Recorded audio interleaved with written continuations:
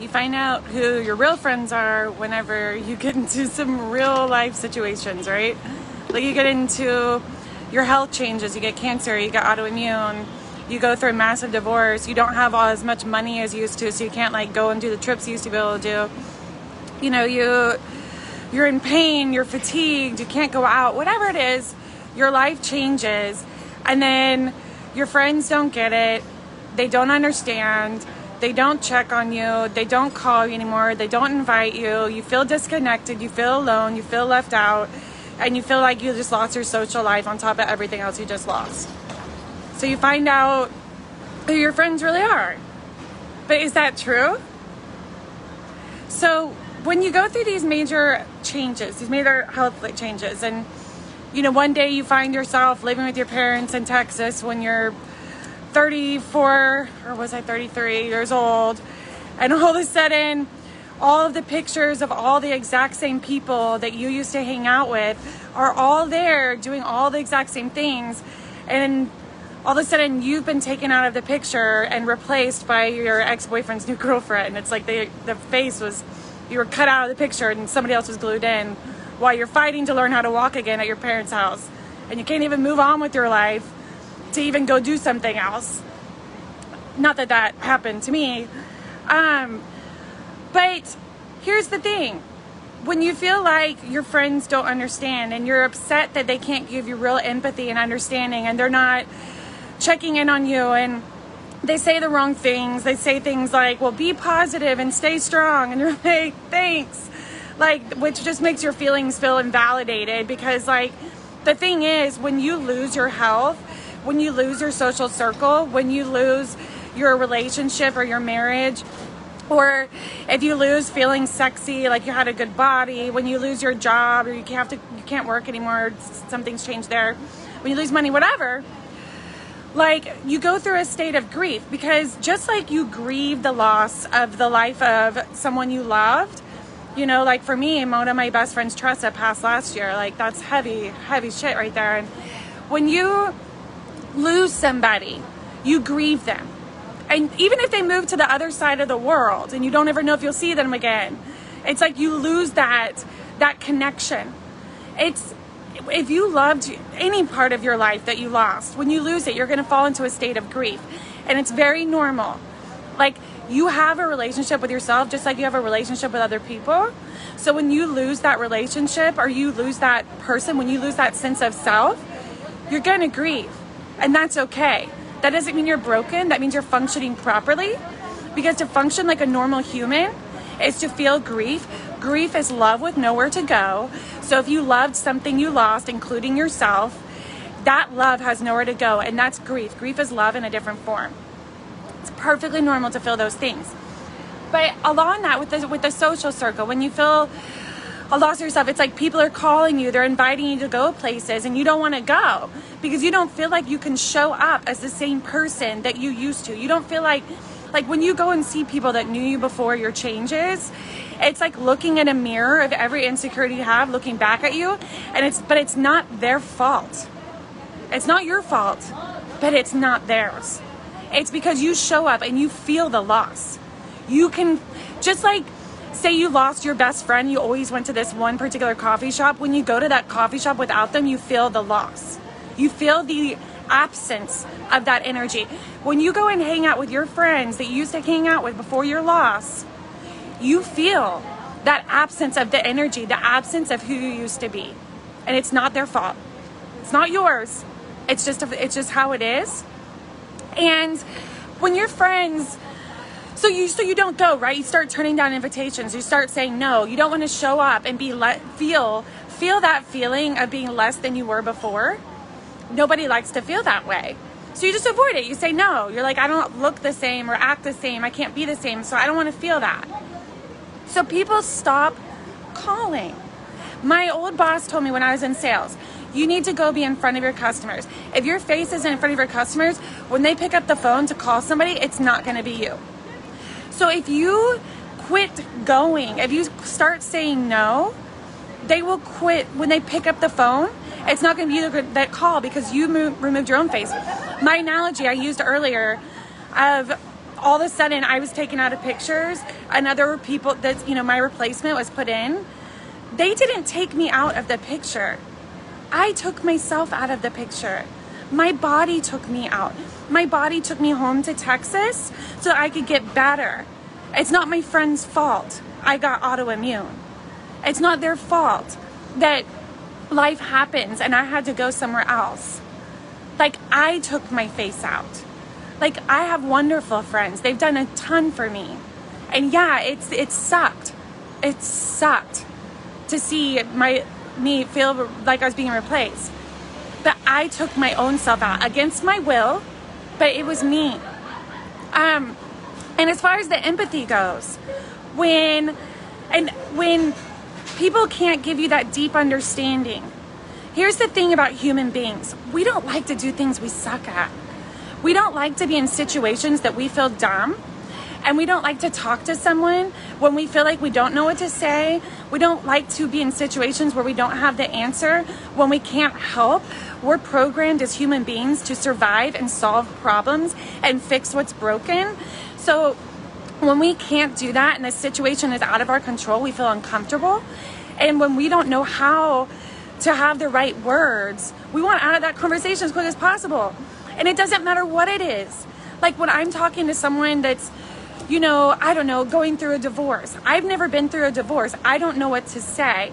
And we all do that. Everyone has their own disabling challenges that someone else hasn't experienced. So when you're talking to someone and they say the wrong thing or they don't know what to say, they don't want to be in that conversation. And it's not because they don't love you. It's because they don't know what to say and it makes them feel inadequate. And everyone hates to feel inadequate. And on top of that, when you're asking someone to understand and listen and give you deep empathy, empathy means they're being empathetic. It means they're understanding how you feel. It means they're matching your emotion and giving you a reflection. They're getting in the trenches with you. So you're asking a lot. And I don't mean you don't deserve a lot. I'm bringing up so you understand what you're asking for. You're asking for that person to tap into that place of pain that you're in so that they can understand where you're at.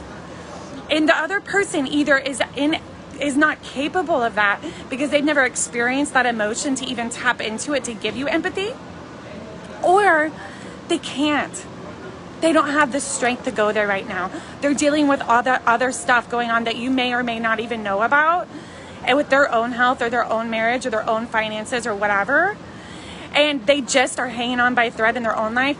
And even if they felt the emotion that you're trying to get understanding for, have them mirror you, have them give you empathy and understanding and get in the trenches with you, even if they've experienced that, they may not be willing to go there right now because they can't handle it. And that's okay too. You might be that way later in life too.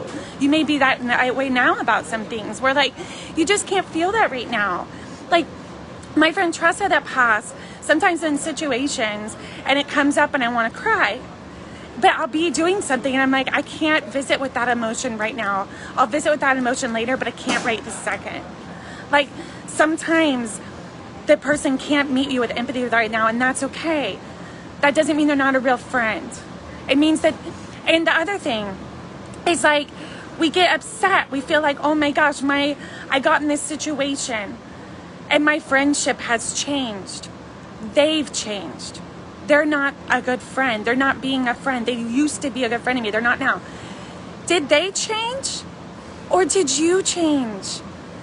We have friendships. We have relationships because it's mutually beneficial, and our needs and wants and passions and desires and recreational activities are the same. So we help each other. We fit each other's needs. We fulfill each other's needs and wants. But when your needs and wants change, when what you're craving from a relationship changes, you change, not them. They're still doing the same life. They're still doing the same things. They're still going to the same places, having the same conversations. They're the same person you loved. You just need something new. And as we discussed, you're saying no anyways to go to some of this stuff. You're saying no, you're removing yourself anyways. And when we do that, when we create space you know, even when we lose ourselves, like we lose love with nowhere to go, like we lost ourselves, we still have that love. Maybe you give that love to a new person. Maybe you take care of someone else, and that will help with a little bit of that grief. And fulfillment comes from acts of service.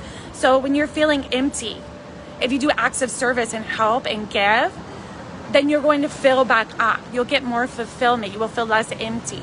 So when you lose something and you have emptiness, give something to fill it back up. But your friends, like, if you're removing yourself out of that situation for whatever reason, that's okay. Give yourself permission. It's not fun to force ourselves in situations that make us feel bad. But in doing so, you're creating space. There's a hole, there's a void, there's a emptiness, there's a something that used to be there, now it's not. So you have new needs and wants. So fill that space with new relationships, new friends, new activities. Listen to an audiobook, learn some new things. New stuff, new people. Because to fulfill those new needs and wants, I mentioned this, I don't know, in one video lately, but that's part of why I created my Greater Inner Circle private membership group. It's because everyone in there has needs and wants as far as relationships and support goes, that maybe in your immediate circle at home, people can't give you that deep empathy and understanding because they've not been there, they've not experienced it, they don't understand. And it's not their fault. Doesn't make them a bad friend because they are not equipped with the right skill set. And you're putting expectations on them, you're setting them up for failure in that friendship by expecting them to do something they can't handle because they don't have the skill set. And you know what? When your life changes, it's hard. It's hard work. Pick your hard though. Pick your suffering. Do you want to suffer or do you want to just handle it like a boss? It takes a strong person to forgive. It takes a strong person to believe in beauty and believe in empowering stories and believe the most truest, amazing story that could be possible for that person or that situation. That takes guts. That takes courage. That takes bravery. That's hard. That's hard. But to believe in the good in someone, to believe that they're doing the best they can, frees you, gives you freedom.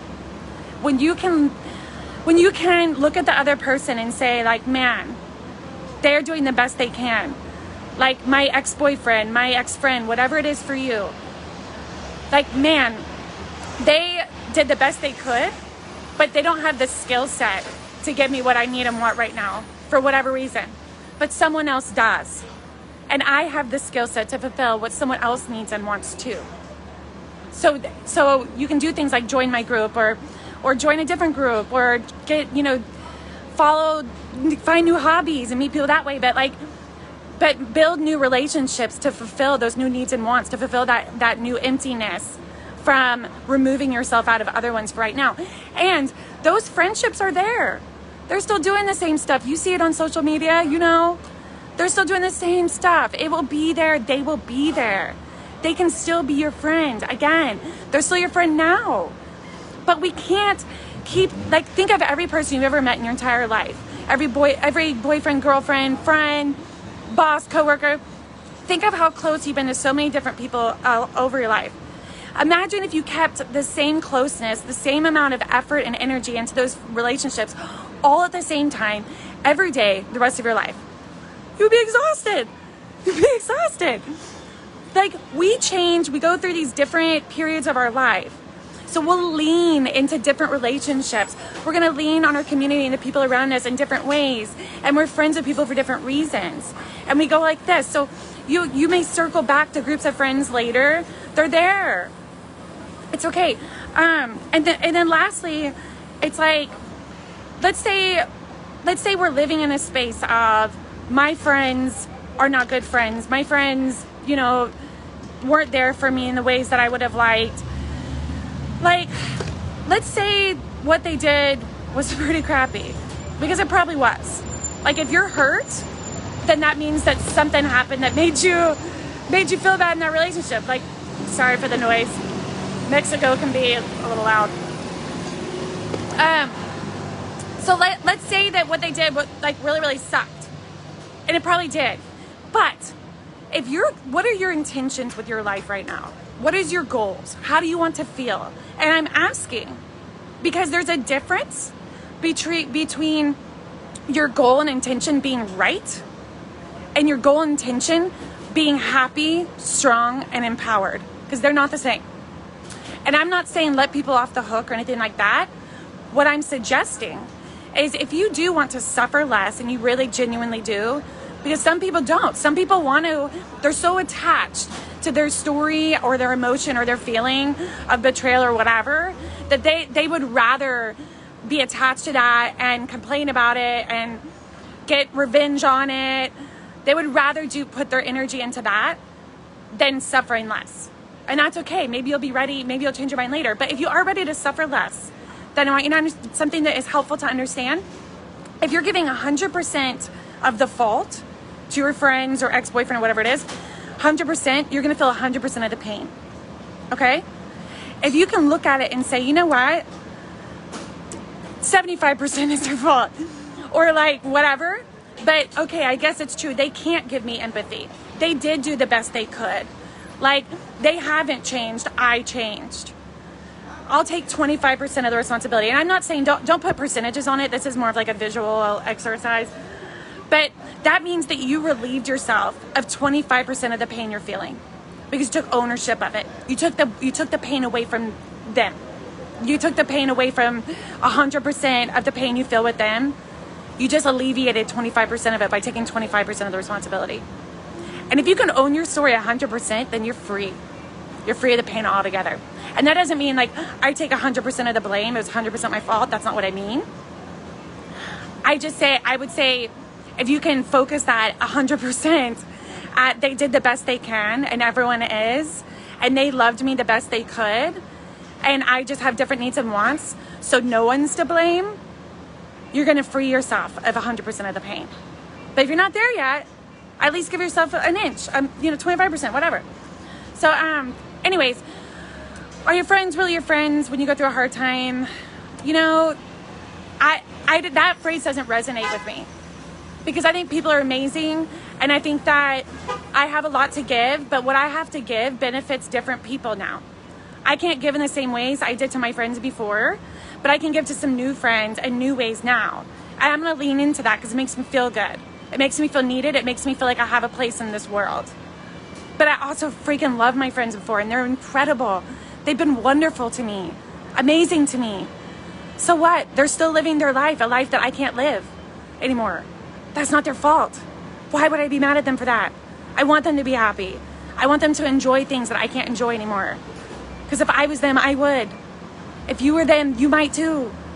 Like, there's nothing wrong with anybody doing what makes them happy. And everyone's doing the best they can, including you, and I think you're doing great. See ya.